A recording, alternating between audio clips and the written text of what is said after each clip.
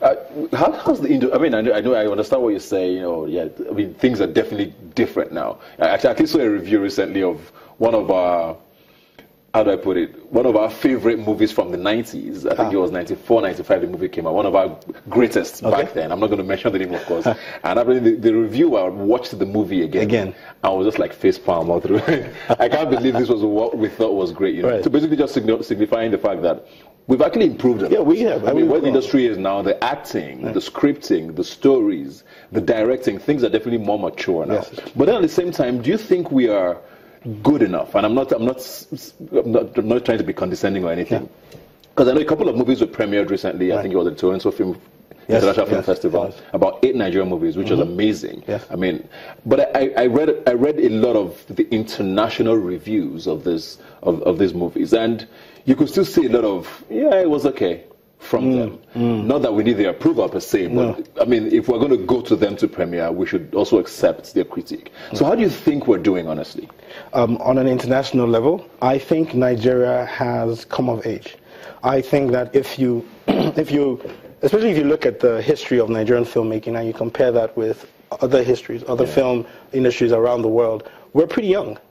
The same way that person said they went back in time to watch a Nigerian movie. If you go back in time and watch some American movies, that has happened a lot too. Face palm.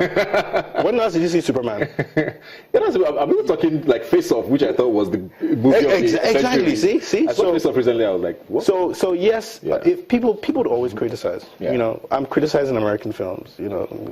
Easily.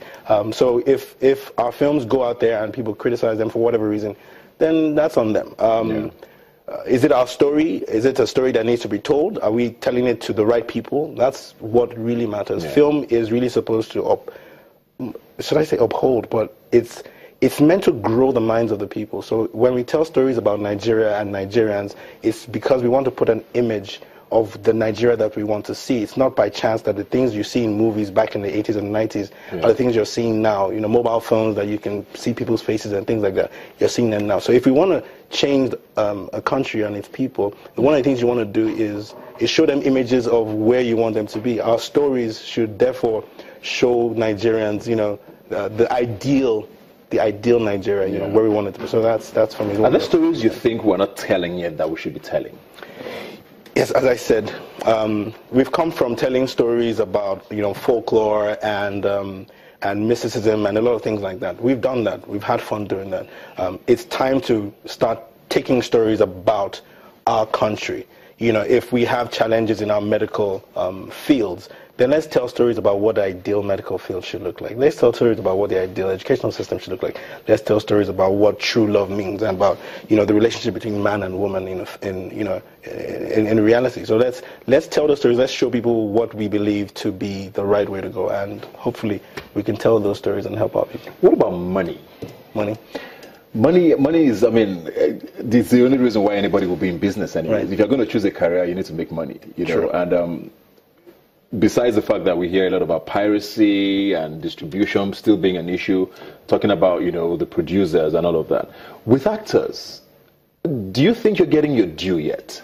And how long do you think we're going to wait? We're not necessarily, nobody's saying we should be earning $20 million like Jennifer Lawrence is yet, but how far off are we from, having actors who are rich, using that word, off of their work? You know what I mean? Yes, I understand. Because it looks like these days you have to be an actor, you have to have 3 million side endorsements on the side, or I'm also a baker on the side, and you know what I mean? Can we just have actors now who are going to be making good money? How long are we away from that? Okay, so first of all, let's not knock the endorsement bit out. You know why? Because it's a good thing. Because art has always been backed by individuals or supporters of the art. So if corporations are now the ones who are endorsing our arts and the people who are in them, then let's not knock that. However, we have to first of all look at the industry holistically. Do we have a market that can generate the kind of incomes that would spread across? So if a film comes out into the Nigerian space now, do we have enough cinemas out there to bring back the returns on that investment such that the producer gets paid, the director gets paid, the crew and the cast get paid? at the same time, do we have, which is the responsibility of the talent now, is are we doing other things to increase our brand, to extend our brand beyond just television? Is there a reason why, for example, I just shot a film, did a short film called For You, My Son, which was really my way of introducing my little boy, to the world. And in doing that, I have a lot of attention coming from the media asking me about this movie and how it was shot and why the ideology behind it. And that's part of the things that I think most talents should get involved in. Other things that spread them out, and then they increase their value. Yeah. Okay, we're going to take a break now. When we come back, of course, we'll round up this talk about money, because it's very important. I mean, it's very important. I think it's business part of showbiz is probably the most important. It is. And then, of course, we'll find out more about what you're planning going forward. We'll see you guys in a moment. Please stay with us. All right, welcome back. Before the break, we're talking about how to get more money into Deyemi's pockets. Actually, all actors' pockets in Nigeria. Because you guys do amazing work. I mean, I go to movies more often now to see a Nigerian movie. Thank you. 5 years ago, even 4 years ago, I don't even know that would have been the case. But I consciously wake up and say, "Oh, I'm going to see this movie, and it's a Nigerian film, and I'm happy to go see it." So it means you guys are doing a lot of things right now. Thank you. With you now in particular, what are the things you are doing to put money in your own pocket? Well, so I'm constantly looking for great work. So thankfully, there are a lot of young people who come into film who have fresh ideas, fresh perspectives, actors, directors, producers, and there are a lot of already established producers and directors who are also, revamping the game. They're changing the game. So there's a lot of interesting projects out there. I'm constantly looking to work with the best people out there, and then I've started recently talking to some brands.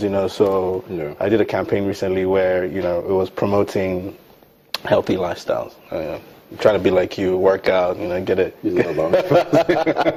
But yes, so those are some of the things that I get involved in. Right now I'm producing for fun. Okay. So let's just go out there. So one of the ones that I recently did again was For You, My Son. I put up on YouTube, and it got a lot of attention. Apparently, a few people liked it, and so I want to do more of those. And just keep honing my skills, keep practicing, keep trying to be a vital part of this industry. Stage for me is big. It's getting interesting again in Nigeria. Exactly. It is. I started on stage on a couple of amateur stage projects way back. But with film, because of the kind of schedules that we have, it's hard to take that time off. You need at least a month or two to prepare for a stage project. So for me, I try to do one at least every year. I'm working on one currently. I can't release any details about that, but we're working on one right now. It's keeping me up all night, but it's going to be fun. I want to answer. Don't tell me. Give me a real answer. What's the toughest role you've taken on? So the challenge of each role is always different, right? No, and that's the truth. You see, again, I know that's where you're going, but so are you asking me what is the most physically challenging movie I've ever done? Okay, let's start. Or the most emotionally challenging movie I've ever done? Okay, let's start with physically challenging. Physically challenging was a short film called Blink, where we spent 3 weeks doing breath exercises because we're going to shoot underwater. Yes, so we went underwater, got the cameras rigged. The director and I did these exercises. We got underwater and we're shooting for extended periods of time. So the opening scene of that short film is a guy sitting on a chair, hands tied behind his back, he had some weights tying him down, holding him down, and it was all underwater. Very, very physically challenging, very, very difficult to do. But it was also one of my best work to date. Emotionally? Emotionally would be, there may be quite a few, but, Lord. There was a scene in Giddy Up. If you remember the closing episode for Giddy Up Season 2, we're working on Season 3 right now, and the character that I played, Tokumbo, lost his dad.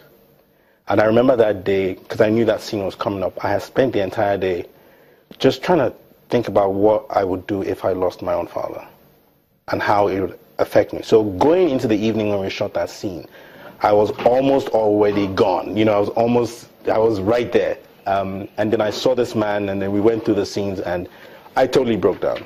That was one of them. There was, however, a film called If Tomorrow Never Comes that I shot in Ghana with Yvonne Nelson. Okay. It was a story about a young, this young kid who had some cerebral disease, and this young boy died 2 weeks after we finished shooting the film. Wow. Yes, so you see, so the challenges come in different ways. Yes. Wow. Thank you very much, Deyemi, for being here today. What's your Twitter before we go so that people can Okay, so on Twitter, I'm @_Deyemi. On Instagram is Deyemi the actor. Okay. Follow him there. You find out all the projects he's working on and what you should look forward to with him. Thanks for being here. Thanks a lot. Appreciate it. But like I always say, you can follow the conversation on Twitter. YNaija TV is the handle. The hashtag to follow is Rubbin Minds. You can also visit the website, ynaija.tv. Remember, you've never seen young people talk like this before. I'll see you next week.